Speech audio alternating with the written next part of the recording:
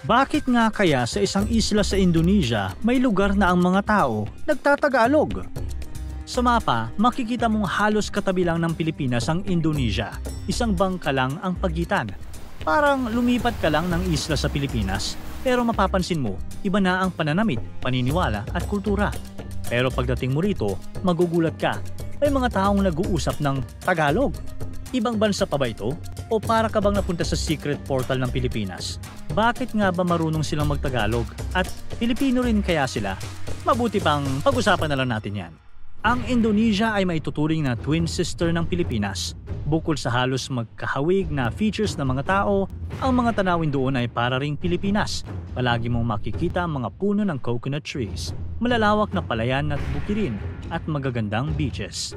Sa Indonesia, maraming bulkan na matatagpuan at kabilang dito ang Mount Bromo at Mount Merapi.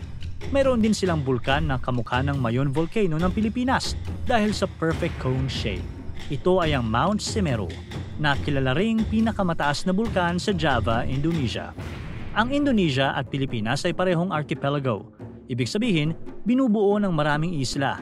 Pero mas marami ang isla sa Indonesia na may mahigit 17,000 islands, kumpara sa Pilipinas na may 7,641 na isla lamang.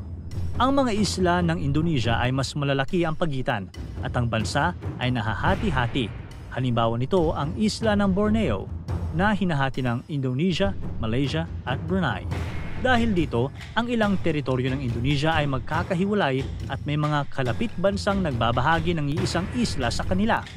Pero hindi lang yan ang kakaibang nangyayari sa mga isla sa Indonesia dahil meron ding mga parte na mapapasabi kang, nasa Pilipinas pa rin ba ako? Isipin mo, nagbabangka ka mula Balut Island sa Sarangani, Mindanao, papunta sa isla ng Miangas sa North Sulawesi, Indonesia. Aakalain mong parang Pilipinas pa rin dahil sa tanawin. Pero pagdating mo, mapapansin mong iba na ang pamumuhay ng mga tao. Kahit maraming pagkakapareho, madali mong mapapansin ang pagkakaiba sa wika, pananamit at kultura. Nalilito ka, kaya nagtanong ka sa isang taga roon. Hello, what country is this? At sagot niya, Indonesia, taga saan ka? Laking gulat mo. Uy, Philippines! Philippines! Tagalog pala ang salita ng ilan doon. Partikular ito sa isla ng Miangas, isang isla na sobrang lapit sa Pilipinas.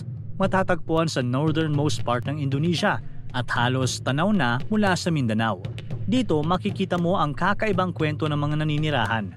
Paano naman kaya nakarating ang salitang Tagalog doon? Pati na rin ang iba pang wika tulad ng Cebuano at Tausog.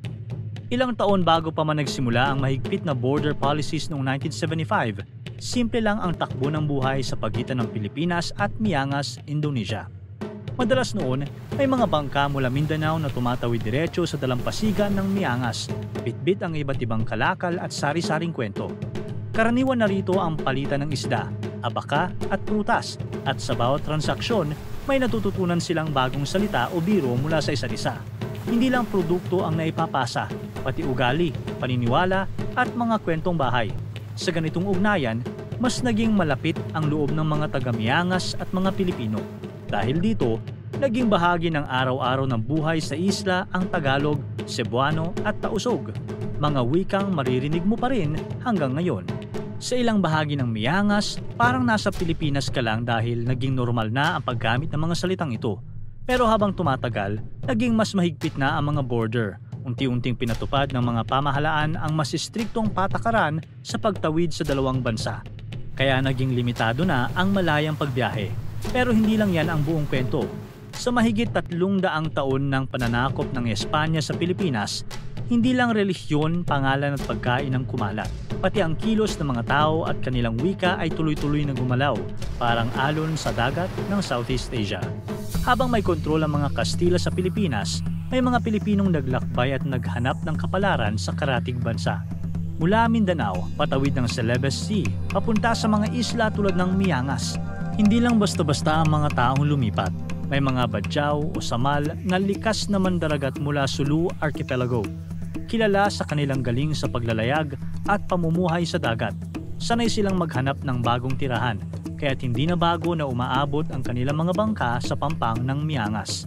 Sa paglipas ng panahon, hindi lang sila naging mga bisita, unti-unting nagkaroon ng mga Pilipinong pamilya at lahi na naninirahan at naging bahagi ng komunidad sa isla. At habang patuloy ang palitan ng tao at produkto, unti-unting humalo ang Tagalog at iba pang wikang Pilipino sa araw-araw na usapan ng mga taga-Miangas. May halong Tagalog, Cebuano, Tausog at banyagang impluensya tulad ng mga salitang may Hispanic twist mula sa pananakop ng Espanya.